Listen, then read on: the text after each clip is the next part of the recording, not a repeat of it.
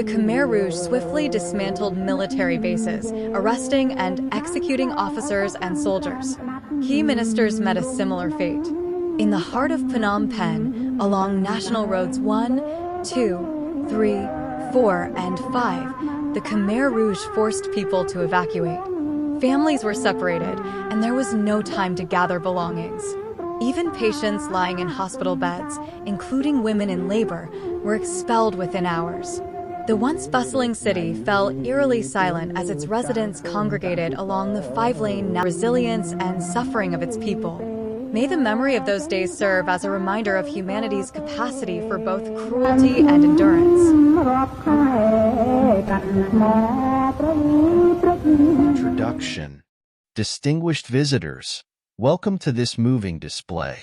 I have set out on a mission to see things as they really are, through the lens of Vipassana meditation, which teaches us that all experiences, good or terrible, begin from within. I've been hiding the terrible fact that I killed my own mother for 49 years, and I have to face it today. Although redemption necessitates recognition, there is an incalculable obligation given to a mother, the source of life. Let's investigate the portrayed story of that tragic day when the Khmer Rouge took control of Phnom Penh together. This show encourages reflection, empathy, and recovery. I appreciate your presence at this crucial juncture. Chapter 1. The Morning That Changed Everything. On April 17, 1975, the Earth experienced an irrevocable change as the sun rose. We gathered together in a crudely constructed bunker, a precarious haven from the never-ending mayhem of war. However, destiny had a harsh hand. A stray shrapnel fragment, akin to a cunning messenger, discovered its target. When my mother went to the kitchen for breakfast, it penetrated her gut. That was when innocence was lost, and sorrow became a permanent part of our lives. Chapter 2. Desperate Measures. We carried my mother's frail frame through the dangerous alleys of Phnom Penh, haste coursing through our veins. Our forlorn procession was joined by sympathetic strangers and neighbors, their faces carved with compassion. Ahead loomed Borei Kala Hospital, a ray of hope. But as we walked through its doors, hope faltered. The hospital was overburdened and ill-prepared to save lives. In addition, my mother's obesity presented a barrier to prompt intervention. Chapter 3. The Weight of Guilt. We faced our helplessness behind the emergency ward's sterile walls. The room was filled with numerous wounds, both serious and minor, each one bearing witness to the savagery of the battle. However, my mother's illness resisted a quick fix. Her agony was evident in every wrinkle on her face as she lay there, too fat to undergo the required operation. We were covered with a fog of regret that we were unable to remove. Chapter 4. The March of Fate. The city stirred outside. The Khmer Rouge March began, an unrelenting wave of power and ideology. At 9 in the morning, it moved eastward along Tep Fan Street, eschewing the once active Borei Kala, which is now only a spectral remnant of its past glory. The city of athletes, which was previously teeming with activity during the 1966 Ganifo, the November and December athletics games held in Phnom Penh, Cambodia, was now a witness to our battle. Chapter 5. The Tricycle Ride to Hope. We had to make a decision, a risky one. The call of Calmette Hospital prompted us to hop on a tricycle. As the wheels turned, my mother's last gasps were carried. The streets became indistinct, a tumultuous mosaic of life and death. Despite the discordant beat of the city's pulse, we held on to optimism.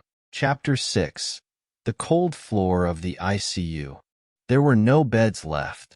There were so many hurting people in the ICU. The doctors and nurses, exhausted but determined, told us to place my mother down on the chilly ground. Her body lay on the harsh tiles where it had once held life.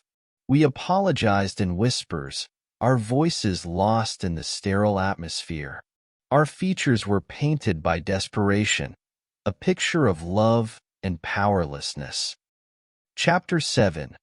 The Gift of Blood. As a last gesture of dedication, each of us came forward one by one. We each drew half a liter of blood from our veins. A joint sacrifice, an effort to support my mother, to make up for the debt we were never able to completely pay off. Tears and thankfulness mixed with grief infused the red flow. Chapter 8. Farewell and Forgiveness. We paid tribute to the last of our mother's blood drops as the sun set. We apologized in whispers, pleading with the universe to pardon us. Her life's work and sacrifice weighed heavily on us, and we promised to preserve her memory at that holy moment. Chapter 9. The Crossroads. The Khmer Rouge men were standing firm at the exit, giving explicit orders to continue north and follow the designated route. However, our hearts objected. With shaking voices, we begged in desperation. South, we begged. Take us south, far from the oppressive shadows.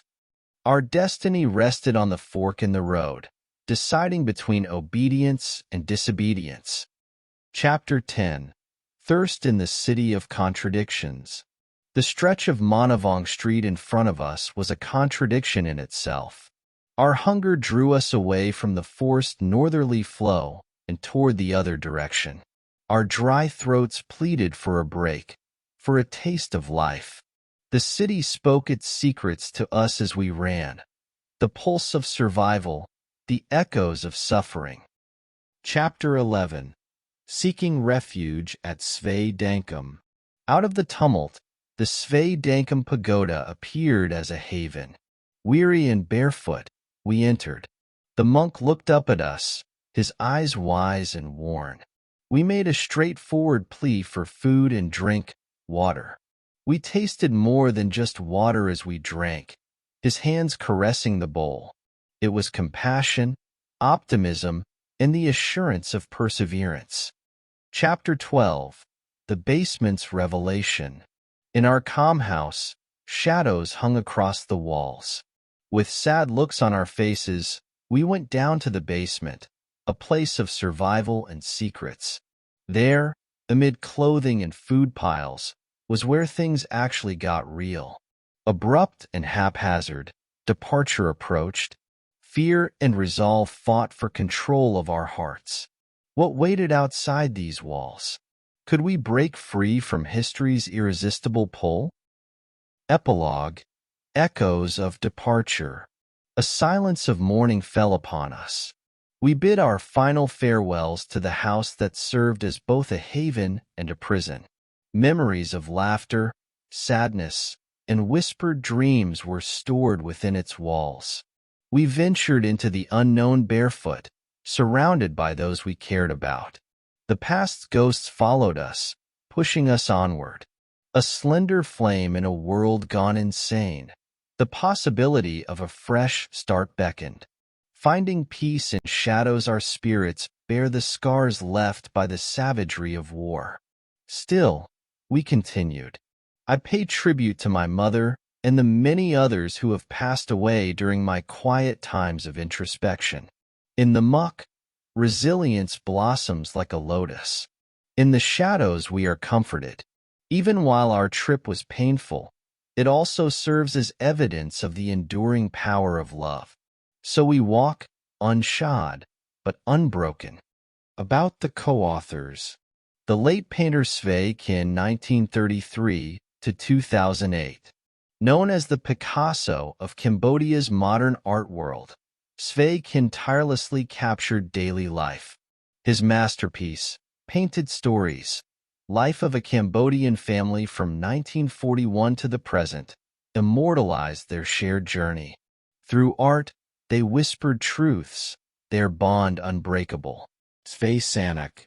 His name's Svay Sanak, 78 years old. The ghosts of war whisper, but so does love, the love for a mother lost, for a nation reborn. In quiet moments, he finds peace. Shadows and light dance, a delicate balance. His journey continues, a survivor, a witness, and a beacon of hope. Often seen riding bicycle, pedaled through villages, a harbinger of hope. His mission: to educate and entertain rural children about virtual reality. In dusty streets, he wove tales of possibility, bridging past and future. The bicycle became his vessel, symbol of resilience and transformation.